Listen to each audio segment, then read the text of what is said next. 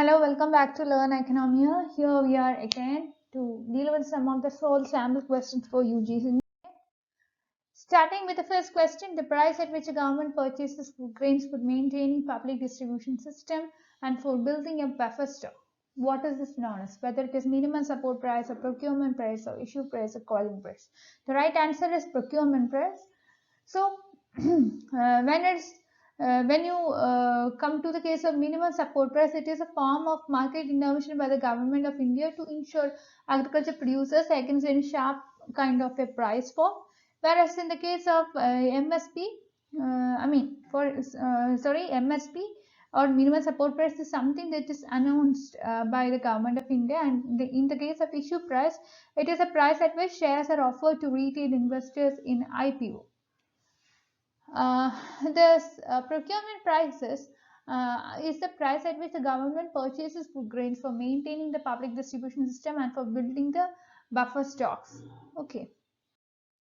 Now coming to the second question, which one of the following agencies of Indian government implements the price support scheme? The right answer is NAFED. That is NAFED stands for National Agriculture Cooperative Marketing Federation of India Limited. This is one of the central nodal agencies which implements this price support scheme or PSS in order to help the farmers in getting the remunerative prices for their produce with a view to encourage higher investment, and as also to increase the production and productivity of a commodity. The government declares a minimum support price for 25 notified agriculture commodities. Just take note of the number, it is 25. Okay, for 25 commodities, for these 25 commodities, for these 25 commodities, the government has issued the support price. So you cannot see minimum support price apart from these 25 commodities. So just take a note of this. So this will cover some rabi crops as well as some kharif crops. With that, we move on to the third question. Who recommends the MSP and issue prices? Actually, it is a Commission for Agriculture Cost and Prices which was set up in 1985, which recommends for MSP, issue prices as well as procurement prices. Even though there are options which told about Ministry of Agriculture, Planning Commission, NABARD, etc. These are not the institution which recommends the MSP and issue prices. The right answer is Commission for Agriculture Cost and Prices.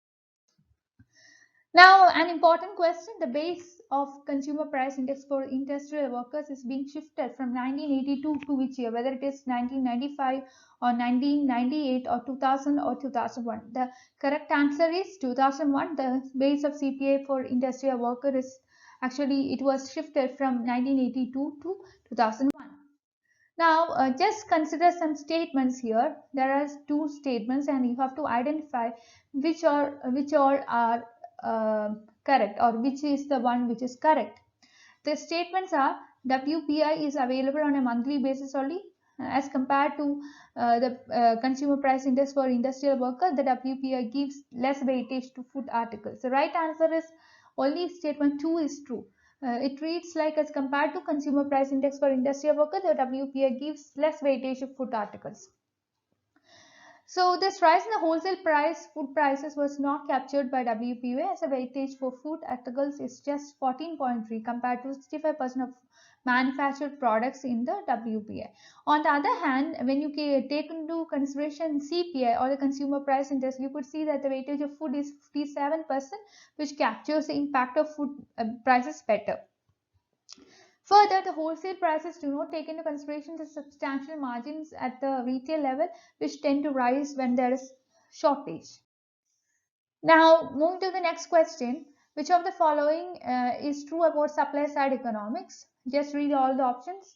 The main change made by the tax laws of 1981 and 1986 was to increase marginal tax rates in order to balance the budget. Second option is Laffer says that if marginal tax fall, tax revenue will rise and the budget deficit will decrease. Third option is, if tax laws of 1981 and 86 had their intended effect, consumption would have risen, causing the increase in both real GDP and price level. And last one is all of these.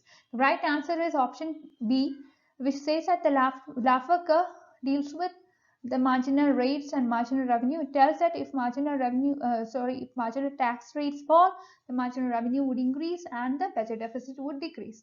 Supply side economics, as you all know, it is something to deal with the macroeconomics part.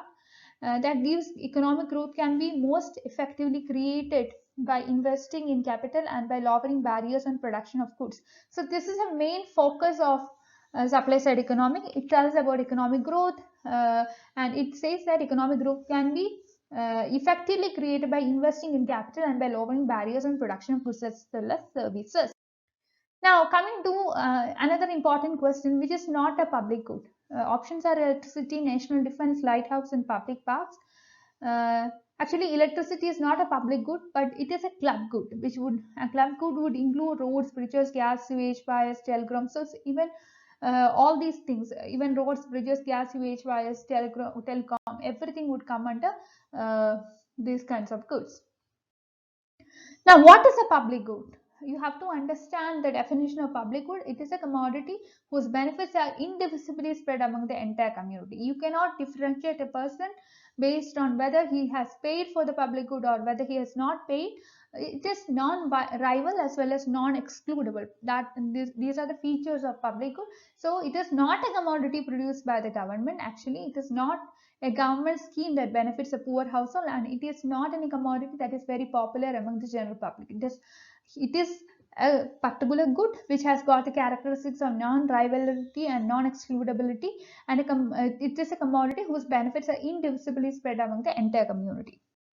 Now, coming to important, and this is a very important question that I could see that this question was repeating in several question papers. It talks about Brent index. What does it deal with? It actually deals with crude oil prices. This Brent crude is a major trading classification of sweet-like crude oil that serves as a major benchmark price for purposes of oil worldwide. Brent crude is extracted from the North Sea and comprises Brent blend, Forties blend, Oxberg, etc.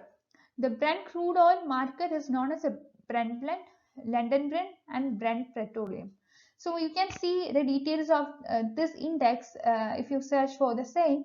So I haven't searched for a lot of information about this particular concept, but you can find the details of the same if you search for this particular topic. Next is a direct question. Income elasticity of demand for inferior goods is what?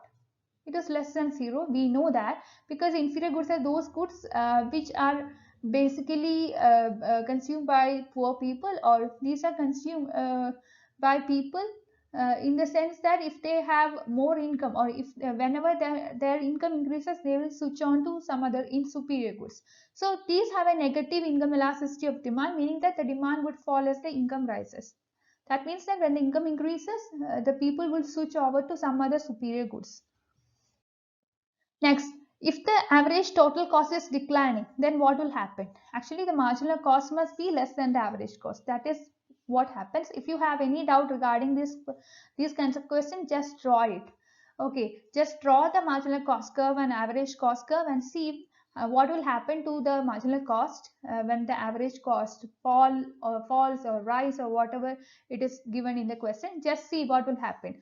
So when the marginal cost is less than average cost must be falling. When the marginal cost exceeds average cost, it must be rising. The marginal cost and average cost are related. So when the average cost and marginal cost intersects, what happens is that both will come to an equal position. I mean, when marginal cost curve intersect average cost curve, both will be equal.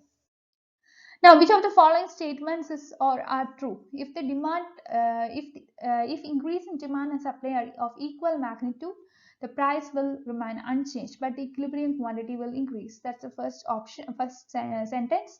The second one is if increase in demand is of greater magnitude than increase in supply, both equilibrium price and equilibrium quantity will increase. Third one is if increase in supply is of greater magnitude than increase in demand, equilibrium price will fall, but equilibrium quantity will increase. The right answer is all the three. I mean, all the three are true. That's it. Now, coming to the next question, which of the following statements are correct? When marginal revenue is positive, total revenue increases with increase in output.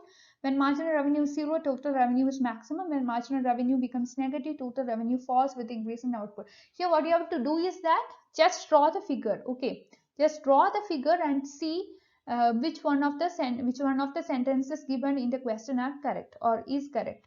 If if you find that your figure is not matching with the sentence, that means that the sentence or the statement given in the question is wrong. And if you could see that your figure is matching with the sentences or statements given in the question, that means that it is right. Here all the statements are right, so correct option is option D. Now, next question is demand for a commodity refers to, very simple question. It's a quantity demanded at a set price during any particular period of time. The demand for a commodity at a given price is a quantity that would be purchased at a unit time and at a unit price. Demand has several features. Demand refers to the quantity at a given price per unit time. So these things you have to remember. Now, the final question, rise in the price of commodity means what? Actually, fall in the value of currency. This too is a direct question. So, rise in the price of a commodity means fall in the value of currency. When the price rises, each unit of currency buys fewer goods and services from the market. So, that's it. The purchasing power matters here. Okay. So, it is something to do with purchasing power. That's all for today. Thank you for watching. Please like, share and subscribe to this channel for more video, and I welcome you to my Telegram channel and Telegram group to discuss your doubts. That's all. Thank you.